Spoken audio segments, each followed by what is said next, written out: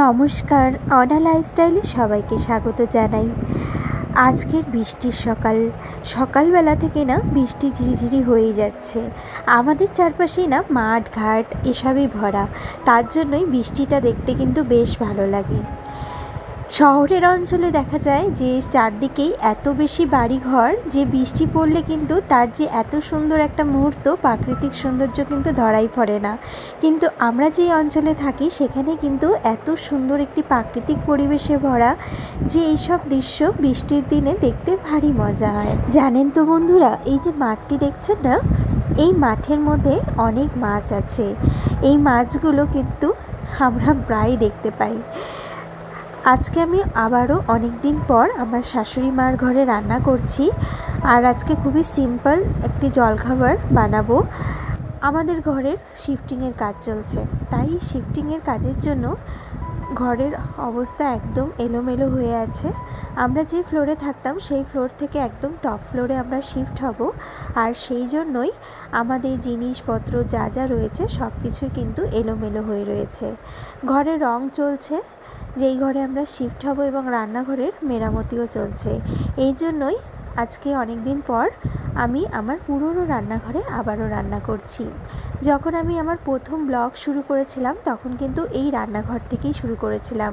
যারা আমার পুরনো সাবস্ক্রাইবার তারা কিন্তু অবশ্যই জানেন এটি আমার শাশুড়ি মার রান্নাঘর। আজকে এখানেই আবারও রান্না করছি। আজকে সকালের ব্রেকফাস্টটা খুবই সিম্পলভাবেই সারবো। এখানে আমি ডিম নিয়ে নিয়েছি আর ব্রেড। তো ব্রেড দিয়ে ডিম টোস্ট করে নেব। এই খাবার না ছোটোবেলা আমরা প্রায় খেতাম, অনেক দিন হলো খাওয়া হয় না, তাই আজকে ভাবলাম যে সিম্পলভাবে এই খাবারটা আজকে জলখাবারেই বানানো যাক।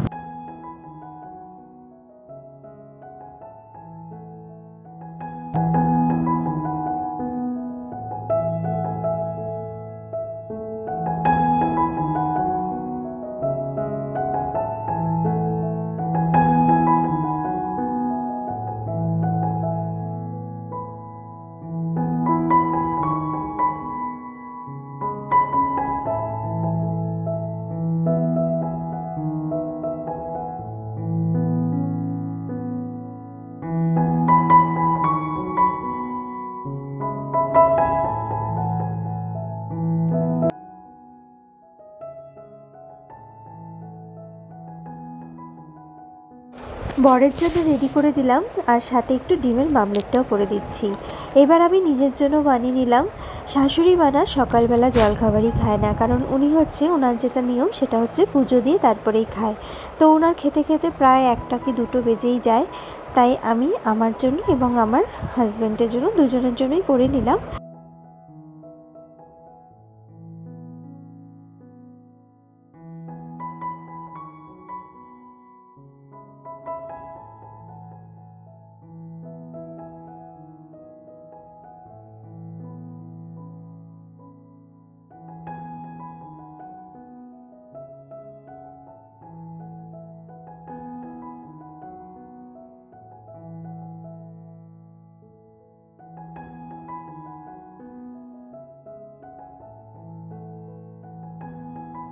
চলুন এবার একটু উপর থেকে ঘুরে আসা যাক।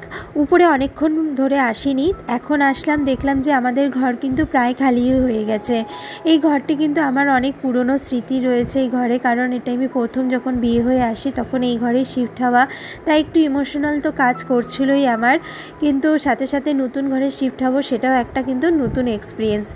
তো এই ঘরে কিন্তু রঙের কাজ চলছে, প্রথমে প্রাইমার করা হচ্ছে, তারপরে রং করা হবে। আর রঙের মধ্যে আমি 2টো কালার সিলেক্ট করেছি, সেটাই করা হবে। যদি আজকে রং হয়ে যায় তাহলে আপনাদের সাথে অবশ্যই ব্লগে আমি শেয়ার করব। এটা আমার নতুন রান্নাঘর হতে চলছে, আর এই রান্নাঘর কিন্তু ডিপ ক্লিন করা হবে। এখন যা অবস্থা রয়েছে সেই অবস্থা থেকে কিন্তু একদম পরিবর্তন নিয়ে আসা হবে। চলুন এবার আপনাদেরকে না ঠাকুর ঘর থেকে ঘুরিয়ে নিয়ে আসি। ঠাকুর ঘর বলতে ছোট্ট একটি জায়গা, সেখানেই ঠাকুরের ব্যবস্থা করার জন্য সুবিধে রয়েছে, তাই আমরা সেখানেই ভাবছি যে ঠাকুরের ব্যবস্থা করব। তো এটা হচ্ছে ছোট্ট একটি জায়গা যেখানে ঠাকুর রাখা যাবে, ভালোই স্পেস রয়েছে। আর এখানে না ছোট্ট করেই ঠাকুর পাতার জন্য এই কারণেই ব্যবস্থা করা হয়েছে, কারণ এটা রেন্টের জন্য এই ঘরটা বানানো হয়েছিল। তো এখন আমরা পুরোপুরি শিফট হয়ে যাব। আর এখানে ছোট্ট ব্যালকনি রয়েছে, ব্যালকনি বলতে এটা একটা ছোট্ট ট্যারিস, আর এই ট্যারিসে আমরা অ্যাজ এ ব্যালকনি হিসেবে ব্যবহার করতে পারি। এখানে জলেরও ব্যবস্থা রয়েছে, তো বিভিন্ন রকম সুবিধে কিন্তু রয়েছে, তাই আমাদের কোনো রকম অসুবিধে হবে না, তাই সেইভাবেই কিন্তু ম্যানেজ করা আছে। জামা কাপড় মেলারও ভালোই ব্যবস্থা রয়েছে। আর এটা হচ্ছে সিঁড়ি, এটা দিয়ে আর নিচেও যাওয়া যায়। আর আমরা এই ঘরে পুরোপুরি নিজেদের মতন করে থাকতে পারবো, তার জন্য এই ঘরে শিফট হওয়া। আর দিদি চলে এসেছে, সব রকম সবজি কেটে দিচ্ছে। তো চলুন রান্নাটা তাহলে সেরে নেওয়া যাক। এদিকে আমার বরমশাই নিত্য প্রয়োজনীয় যা যা জিনিসের প্রয়োজন আমাদের রেগুলার, সেগুলো শিফট করছে। বন্ধুরা, আপনাদেরকে আমাদের বাড়ির পেট ডগের সাথে ইন্ট্রোডিউস করাই। ওর নাম হচ্ছে টফি, ও ল্যাব। আর এত ভালো, বিশ্বাস করবেন না যে ও তো এত ফ্র্যাঙ্কলি, আমাদের কিন্তু কোনো রকম প্রবলেম হয় না ওকে নিয়ে। তো চলুন রান্নাটা তাহলে সেরে নেওয়া যাক। আজকে রুই আর কাতল দুটো মাছ মিলিয়ে ম্যারিনেট করে নিচ্ছি, আর মাছের ঝোল করব, সাথে হবে চাটনি। এই দুটোই আমি রান্না করব। একদিকে না আজকে এত বৃষ্টি আর বৃষ্টি, তাই ভাবছিলাম প্রথমে খিচুড়ি বানানো যাক, কিন্তু যেহেতু ঘরে সবাই রয়েছে আর সবার কিন্তু খিচুড়ি অতটা পছন্দরও না, তাই ভাবলাম যে মাছের ঝোলটাও করে নিই। তাই মাছের ঝোলটা তো সবাই পছন্দই করবে, তাই আজকে আলু আর বেগুন দিয়ে আর সাথে সব রকম মশলাগুলো একসাথে পেস্ট করে নিচ্ছি, নিয়ে মাছের ঝোলটা করে নেব।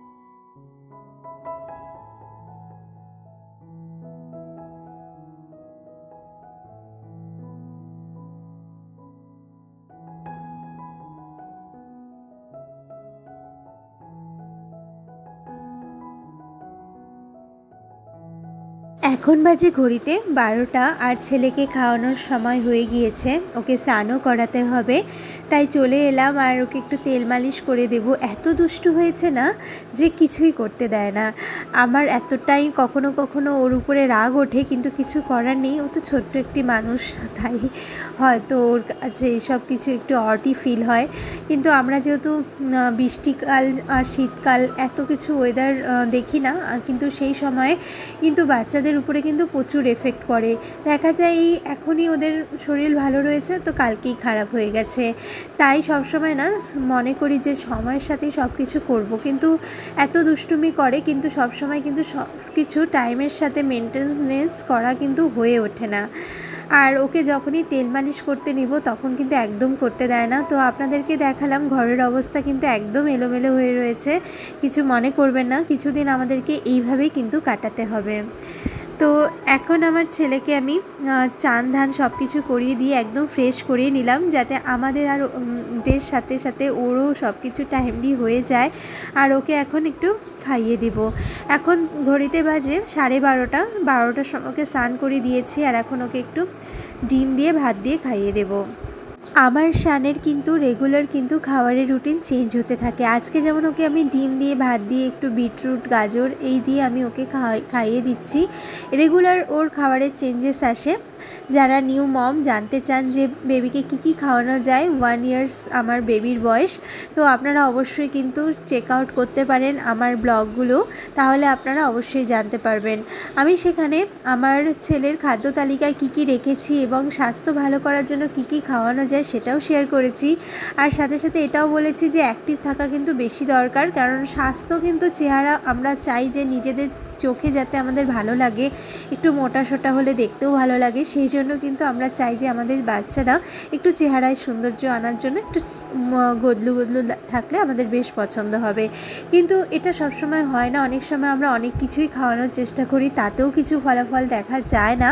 কিন্তু যদি আপনার বাচ্চা যে পুষ্টিটা আপনারা খাওয়ানোর চেষ্টা করছেন সেটা যদি পুরোপুরি খেয়ে থাকে আর তারপরেও যদি চেহারা না হয়, তাতে কিন্তু কোনো টেনশন নেবেন না। অ্যাক্টিভিটি যদি ভালো মতন করছে এবং প্রচণ্ড চঞ্চল এবং দুষ্টু, তাহলে কিন্তু ভাববেন আপনার বাচ্চা ভীষণ ভালো সুস্থ আছেন।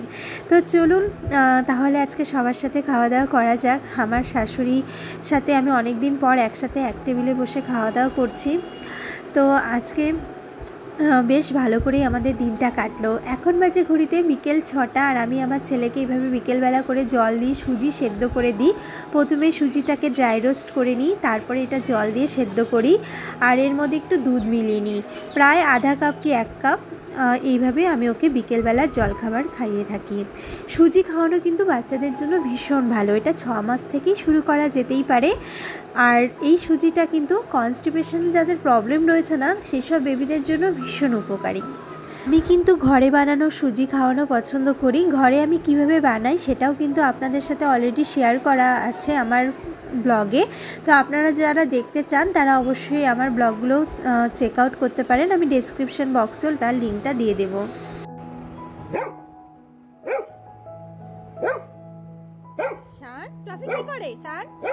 টফি কি করে?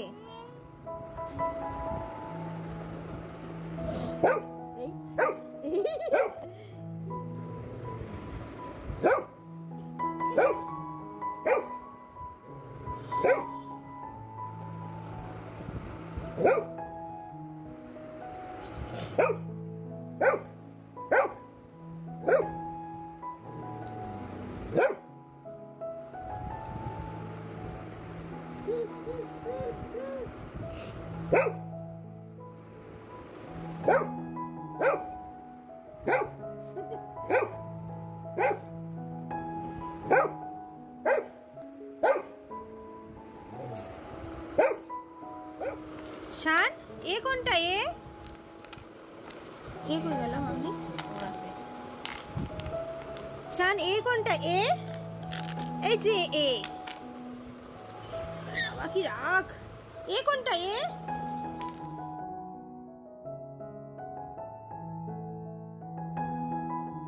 এই শানকে বিকেলবেলা এরকম করে ABCD, কখনো 1 2 এইসব দিয়ে ওকে পড়াশোনা করানোর চেষ্টা করি। জানি এখন শেখার কোনো বয়স হয়নি, ওর অনেকটাই দেরি আছে, কিন্তু এগুলো খেলার ছলনায় ওকে কিছু কিছু জিনিসের সাথে ইন্ট্রোডিউস করা, যাতে বড় হলে এগুলো বেশি ওর কাছে হার্ড না মনে হয়, কঠিন না মনে হয়, আর খুব সহজেই কিন্তু ক্যাপচার করতে পারে, সেই জন্যই শেখানো।